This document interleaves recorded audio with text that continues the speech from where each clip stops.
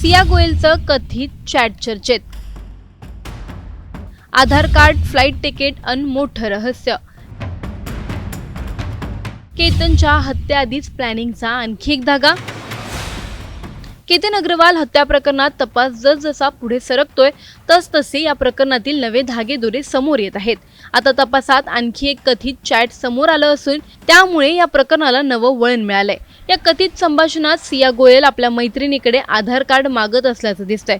विशेष म्हणजे ज्या लग्नासाठी तिकीट बुक करायचं आहे ते लग्न होणारच नाही अशा आशयाचा उल्लेख या कथित चॅटमध्ये असल्याचा दावा केला जातोय. हा संवाद नेमका कशासाठी होता? लग्नाच्या तयारीचा आभास निर्माण करण्यासाठी हा प्रयत्न होता का, की तपासाची दिशाभूल करण्याचा हा एक भाग होता? या सर्व प्रश्नांची उत्तरं आता पुणे ग्रामीण पोलिसांचा तपास शोधत आहेत. काय आहे हा संपूर्ण प्रकार पाहूयात या सविस्तर रिपोर्टमधून. त्यासाठी हा व्हिडिओ शेवटपर्यंत नक्की पहा आणि टाइम्स नाऊ मराठीला लाईक, फॉलो आणि सबस्क्राईब करा. केतन अग्रवाल हत्या प्रकरणात दररोज नवे दावे आणि नवे तपशील समोर येत आहेत. आता तपासात समोर आलेल्या एका कथित स्नॅपचॅटमुळे या प्रकरणात आणखी एक महत्त्वाचा धागा मिळाल्याची चर्चा सुरू झाली आहे. या कथित चॅटनुसार सिया गोयलने तिच्या एका मैत्रिणीकडे आधार कार्डचा फोटो मागितला होता. कारण विचारलं असता ज्या लग्नाला जायचं आहे ते लग्न होणारच नाही, त्या लग्नासाठी फ्लाईटचं तिकीट बुक करायचं आहे असा आशय या कथित संभाषणात असल्याचं समोर आलं आहे. याच कथित चॅटमुळे आता पोलिसांचा तपास आणखी गडद झाला आहे. तपास यंत्रणा या दाव्याची पडताळणी करत आहेत. जर हा संवाद खरा असेल तर ते केवळ साधं संभाषण नव्हतं का?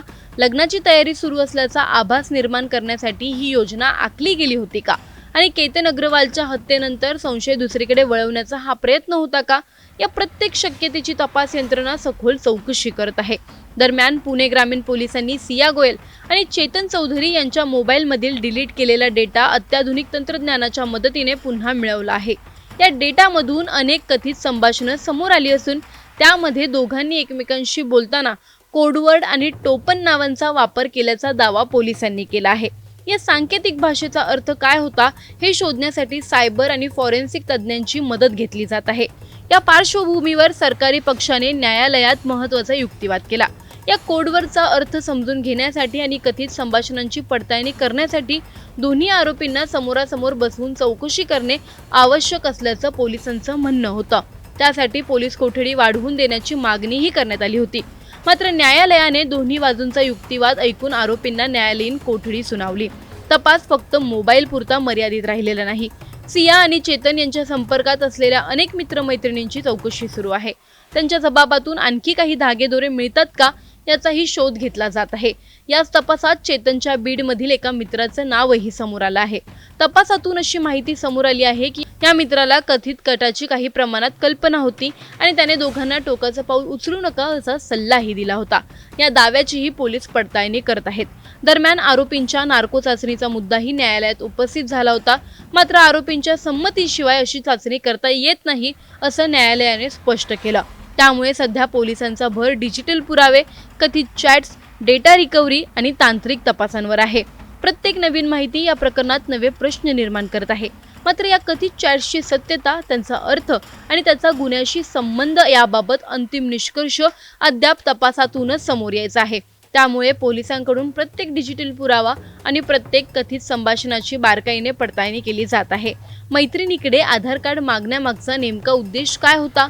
फ्लाईट तिकीट बुक करण्याचं कारण खरंच लग्न होतं की त्यामागे आणखी काही मोठं नियोजन दडलं होतं? कथित चॅट्स, कोडवर्ड आणि डिजिटल पुरावे तपासाला निर्णायक दिशा देतील का? आणि केतन अग्रवाल हत्या प्रकरणात अजून किती धक्कादायक खुलासे समोर येणार? या सर्व प्रश्नांची उत्तरं आता पुढील पोलीस तपासातून स्पष्ट होणार आहेत. Bureau report, Times Now Marathi. Ketan Agrawal हत्या प्रकरणात नवा ट्विस्ट. सिया चेतनच्या कटात आणखी एकाचा सहभाग. पोलिसांची संशयाची सुई नेमकी कुणाकडे? केतन अग्रवाल हत्या प्रकरणात दररोज नवे खुलासे समोर येत आहेत. सिया गोयल आणि तिचा प्रियकर चेतन चौधरी अटकेत आहेत. पण आता तपासात आणखी एक धक्कादायक अँगल समोर आलाय. या दोघांव्यतिरिक्त आणखी कुणीतरी या कटात सहभागी होतं का? पोलिसांनी अद्याप कुणाचं नाव जाहीर केलेलं नाही. पण न्यायालयात मांडलेल्या तपासाच्या भूमिकेमुळे संशय अधिक गडद झालाय. नेमकं पोलिसांच्या रडारवर कोण आहे, कोणत्या पुराव्यांचा शोध सुरू आहे आणि या प्रकरणात अजून किती धक्कादायक खुलासे होणार आहेत, जाणून घेऊया या सविस्तर रिपोर्टमधून. त्यासाठी हा व्हिडिओ शेवटपर्यंत पहा आणि टाइम्स नाऊ मराठीला लाईक, फॉलो आणि सबस्क्राईब करा.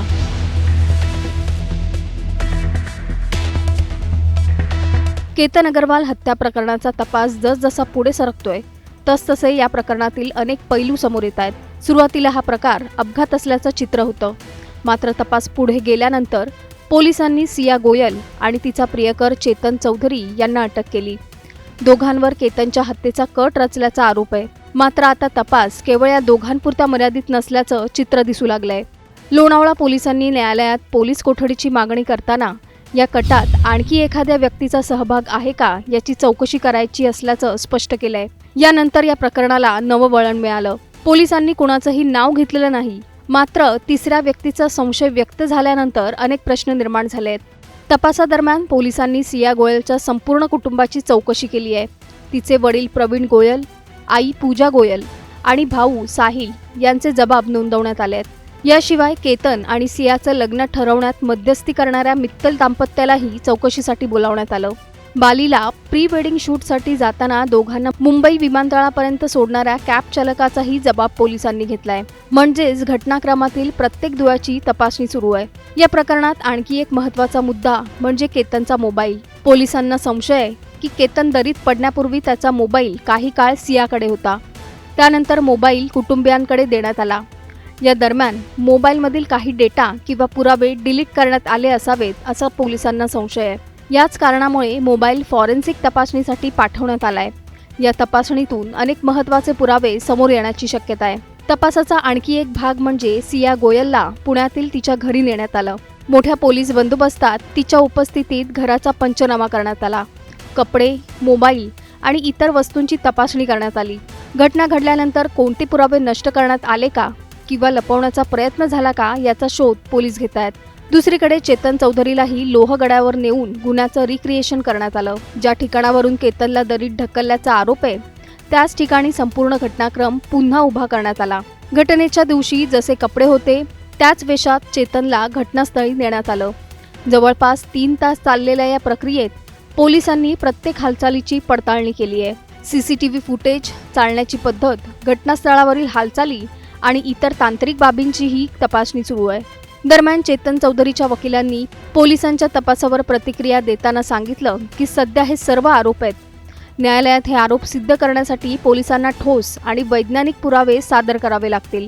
तपास पूर्ण झाल्यानंतरच संपूर्ण सत्य स्पष्ट होईल. मात्र या सगळ्या घडामोडींमध्ये सर्वात मोठा प्रश्न अजूनही अनुत्तरित आहे.